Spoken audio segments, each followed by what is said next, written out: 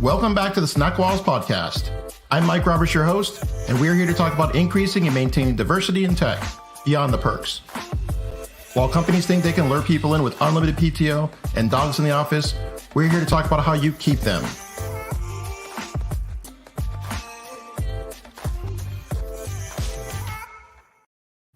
All right, in a few sentences, can you tell us who you are and what it is that you do? My name is Marie. I'm the CIO and co-founder of Data360. And what we do is we use AI and machine learning in a platform as a service to help companies reduce their costs by up to 90%. And our customers primarily use our products for marketing, sales, HR. So we're a low-cost alternative to like Facebook or running Google Ads or Indeed or any of the traditional web or SaaS platforms that tend to be very costly for communicating or recruiting people or managing projects. Nice. I like that. Saving money, automating things. I'm all about that. So I'm hearing from some tech leaders that finding diverse talent is a challenge. What are your thoughts? It's a systemic and infrastructure issue. We've been on committees with the city of Los Angeles, with other companies like SpaceX and Facebook and Tesla and NBC. It's a systems issue. The pipelines are there, or the potential to build out pipelines are there. But the HR people need systems and practices to follow that will create a more diverse workforce. Too often, most HR people, most companies tend to make it kind of like a one trick thing. And okay, that's where we get our diverse people. And then it doesn't really solve the problem. It doesn't really help. So, and part of it also is, they don't talk to diverse talent. They don't talk to diverse talent and give them the truth and give them real information, and even with our company, we partner with Google and Microsoft. Sometimes it's like pulling teeth to get information out of people. And there's lots of reasons that we can talk about why that is, but getting the right information out of people and people feeling like they can stick their neck out for what's right and what's just, being rewarded for that versus being questioned for that.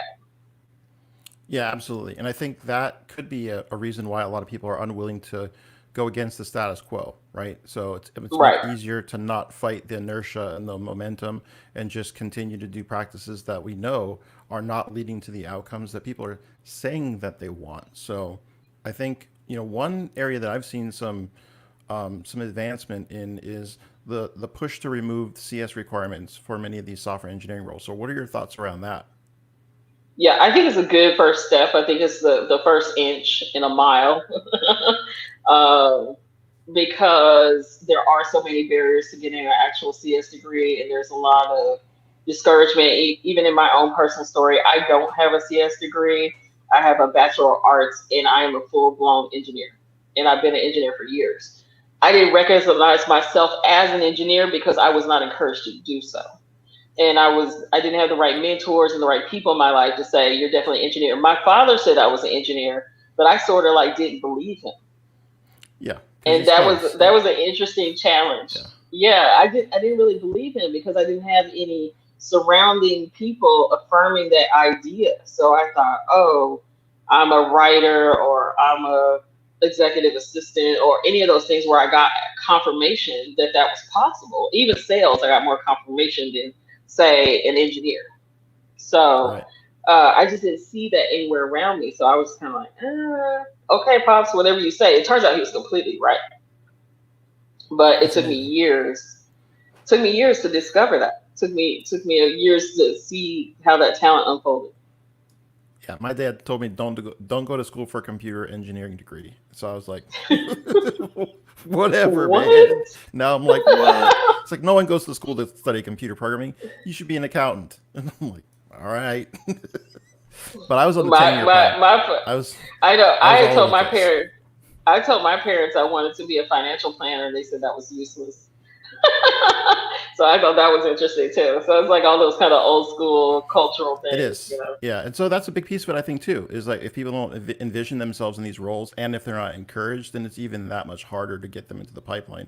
But then when you throw up legitimate barriers like the degree requirement, it's like game over. It's just going to be impossible to make this diversity and inclusion and equity thing happen. So, what Yeah, about, they don't even bother applying. yeah, yeah. And so if they're not in your pipeline, there's no way you're ever going to be able to, make that higher. Yeah. What about apprenticeship patterns? What are your thoughts for apprenticeship patterns as far as tech roles are concerned? Yeah, so in with the city of Los Angeles, we've seen a lot of success around apprenticeships and academy models, which are kind of pseudo apprenticeships. But basically, uh, even with Microsoft, we've been advocating to build out one of their LEAP apprenticeship programs here in Los Angeles, because there are a lot of successes with apprenticeships because they get a mentor, they get guides, they get people to ask questions to, they get safe space because there's like the safe space to ask silly questions, to feel uncomfortable, Right. to have camaraderie. One thing I can say with Microsoft is I give them a lot of kudos for several diversity inclusion programs where they make that happen for them, for the diverse talent. So whether it's people with autism, they have an awesome program for people with autism. They have an awesome program for Black engineers. They have LEAP. They have a number of things. And I'm not really like a company girl. I'm not saying that because like rah rah Microsoft, but I really think they're doing a great job with the apprenticeship model, and we're really supporting them to grow that in major cities. We're one of their partners, and we're advocating for that. The other, and then I've seen, subsequently many other tech companies come out with academy or apprenticeship models. And the LA Chamber of Commerce, we've been working with them to build out more programs like that. So we're even building out an AI academy, hopefully with Microsoft soon. So we're focused on that model. I think it really works, because it creates both structure and intimacy for the candidates to be able to explore and not feel uh, as vulnerable as they do in internships, which is, it Sure. seems to be like a little more you're not paid as well. So there's, they still have, if they're impoverished or they have different issues with security around transportation or food or whatever, they just don't get paid well enough. They don't get the same security as a regular employee, whereas an apprentice really does. An apprentice kind of Right. earns that spot, and they're taught how to earn the spot. So I think the apprenticeship model works better than the traditional like internship.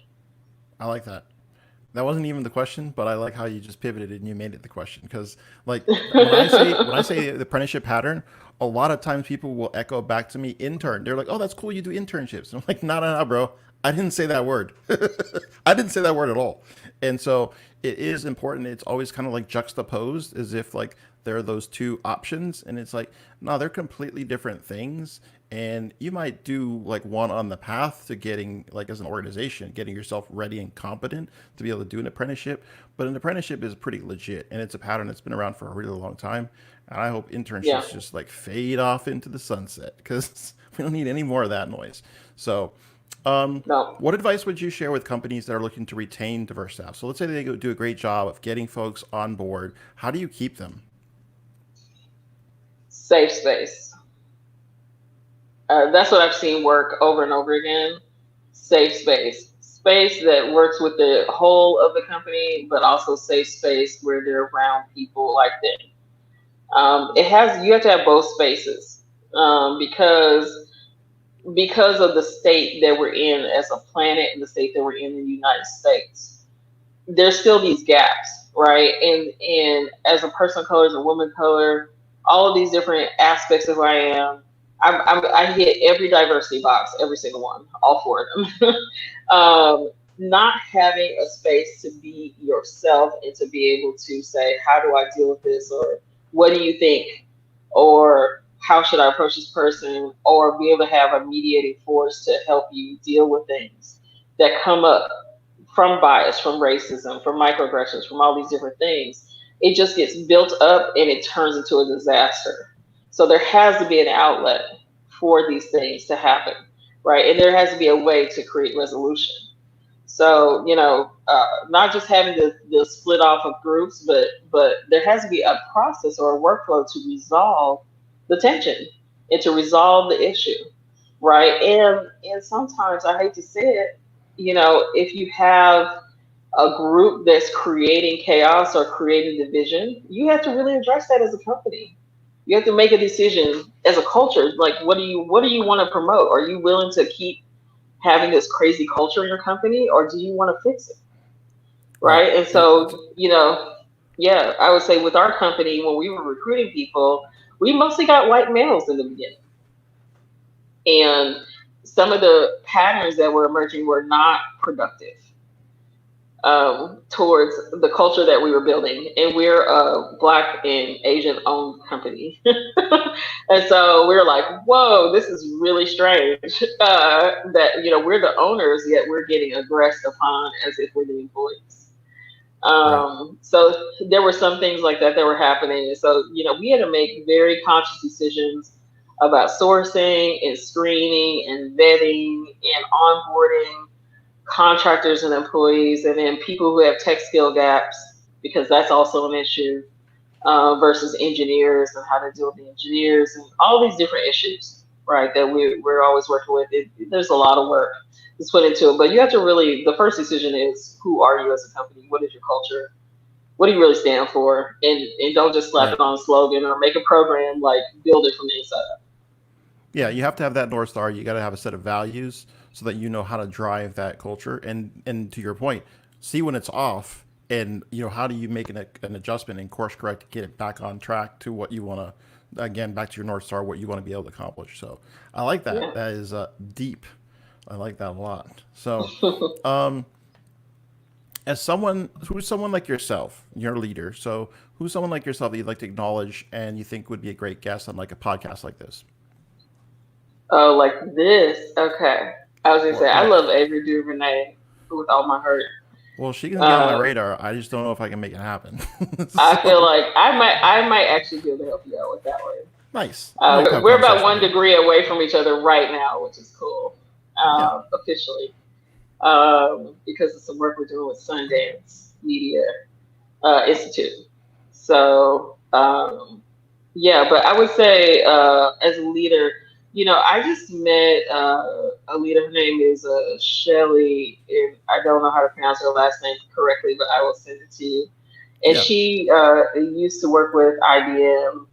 She was a major leader, I believe VP level at IBM, and also had been a CEO. She's talking about what it means to be a Black woman CEO. And I just saw her talk yesterday or the day before, and it's amazing because she's a generation behind me. She's my parents' generation, and what she had to go through if she was in different countries like Japan, and how she was treated, and what she went through with IBM. She really wanted to be the CEO of IBM, and she was constantly cut out of meetings and all kinds of things. Like it's they nonsense. interviewed, yeah. So the thing that made me angry, and she said her husband got angry, and I agree with her husband.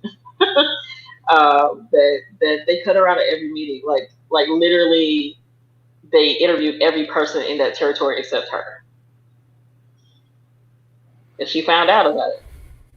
And Things that's like that's the that, where they thing. just Like, purposely ignore. right, like just not Yeah, being in the that's the thing that room just and not makes even you having the like opportunity. Hulk Yeah, angry. Like I get Hulk angry. There's some things. It's like it's like when we achieve something in the company, and I have two other co-founders. They don't want to deal with the public for good which is reason, understandable. Yeah, it's understandable. which is actually understandable. They just want to run a business every day. So I'm the Correct. front person, and I deal with the tech evangelism, which I love to do. Right, I love people, and I love to hang out with people. But I understand that dealing with all the microaggressions and the what's happening and how these things, what's going on with this company, and we deal with enough, quite a bit of tomfoolery regarding our composition of our team. So I would say, Shelly's a great example of that. And I also love some of the younger. sisters who are really, creating diversity groups of different sorts out there. Kimberly with Black Girls Code, who I know from years ago, and when she first launched in LA, is amazing. I would recommend her. Yeah, these Day are in all and day great out. voices. These are all awesome folks. So Yeah, I'm definitely yeah, going to be on the get those folks on the radar and on the hunt to have some of those folks come on and share their experience about what they see working, what's not working out there, and amplifying the voice of the community that really, again, is often overlooked, but exceptionally competent to be in some of these roles once given the opportunity to upskill and get a foot in the door, be in that circle, be in that network. I think some amazing transformations can happen. Will add a lot of value to right, organizations because we look and we reflect what your customer base looks like in many cases. A lot of the customers of some of these right. large organizations look like us. So, we've got that advantage and we can be super helpful to organizations. So Yeah. And that said, I wanted to actually mention one other person just before you sure. wrap, which is her name is Lindsay Heiser, who's with Snapchat, and she All right. manages that academy model. So I would definitely like to introduce you to her as well. Nice. I'm getting all the It's a great intros today. model. I feel like this is a Snapchat. good one. We should have been doing this a long time ago. So I got all these episodes stacked up. I Awesome. know, So huh? a couple more questions for you. One is more about what you're doing right now. So where can we find out more information about your company? This is a great time to promote anything that you're working on. Yeah, so our social media is super active. So on Twitter, Facebook, LinkedIn, now starting to be on Instagram as well. We're working on our Instagram. That's where most of the hot goss, the hot business is about what we're up to in our public programs. You can always email support at data360.solutions if you have a question or if you're curious about things we can work on. I'm also on LinkedIn. I get tons of LinkedIn requests, and I answer them. I venture to Awesome. answer every single one. Love it. So happy to address your concerns or questions any of those venues. Great. So I will throw as many of those links as I can get into the show notes and Nice. excuse me, and give people a great opportunity to connect with you across all of those mediums. I'm a big social, especially big LinkedIn fan, so that's my jam. So last question for you, and that is, what have you been snacking on lately? What's your favorite snack? I have been obsessed with ramen, and Ooh, not the 20 cent kind, like all the other varieties of ramen. So I've been in vegan ramen and okay. specialty ramen and Tokyo version ramen because you can get all those. I've been on Amazon all crazy, So let me ask you looking at this. all the different snacks. So for ramen, because I know some folks that do this, and some people are gonna maybe this isn't their jam, but do you eat raw ramen or do you only cook ramen? Because I Yeah, know I people don't that do the eat just the ramen as raw. chips. Okay, I cook it's gotta be cooked. the Okay, ramen. all I right. cook the ramen. I thought you were gonna ask about the egg because some people put a raw egg in there and they let it cook inside the ramen. I do that. I do. I'm a So fan of I that. like That's my doing it like favorite. that. That's a Yeah, California thing.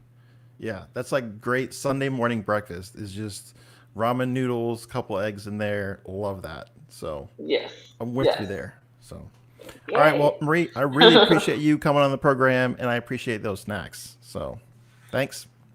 Thanks, Mike. The San Diego Code School is a proud sponsor of the SnackWalls podcast. The San Diego Code School is leading companies to tech equity. The tech-enabled apprenticeship program is a venture whose heart is to do a lot of social good and do good work. You can help San Diego Code School secure funding for change by hiring developers, bringing a team in to relieve your backlog, or becoming a program sponsor. You can visit us on the web for more information at http://sdcs.io.